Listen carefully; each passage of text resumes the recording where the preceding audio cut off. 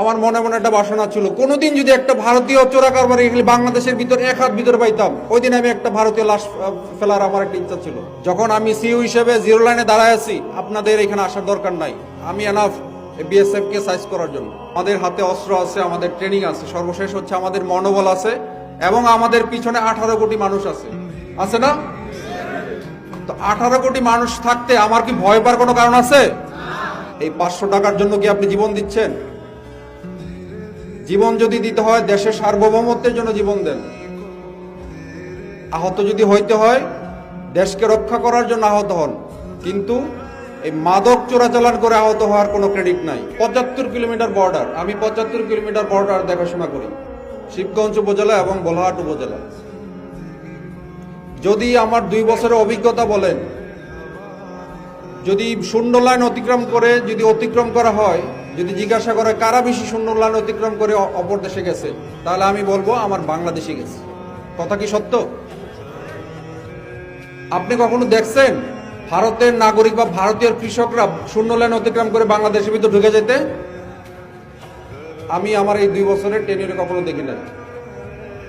যখন বিএসএফ গুলি করে বাংলাদেশি নাগরিককে আহত করে বা নিহত করে, আমার মনে মনে একটা বাসনা ছিল, কোনোদিন যদি একটা ভারতীয় চোরা কারবারি বাংলাদেশের ভিতর এক হাত ভিতরে পাইতাম, ওই দিন আমি একটা ভারতীয় লাশ ফেলার আমার একটা ইচ্ছা ছিল।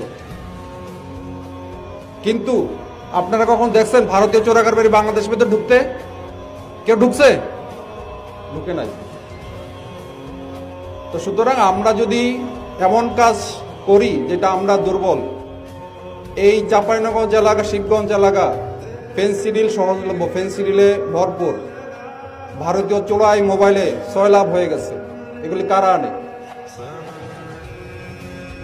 আমি যদি শপথ নেই যে আমি ভারতের কোনো পণ্য, বিশেষ করে মাদক, আমি খাবো না, আমি মাদক ব্যবহার করব না, এবং ভারতীয় চোরাই মোবাইল যারা আনতেছে আমি ব্যবহার করব না, আমি কিনবো না, ওই পাশ থেকে এই জিনিস বিক্রি হবে বাংলাদেশে, আমি যদি শপথ নেই, তাহলে আসুন আমরা আগে নিজে ঠিক হই যে আমরা ভারতীয় কোনো পণ্য ব্যবহার করব না, ভারতের কোনো এই মাদক ব্যবহার করব না, এবং অন্য যারা ব্যবহার করবে তাদেরকে আমরা বিরত রাখব।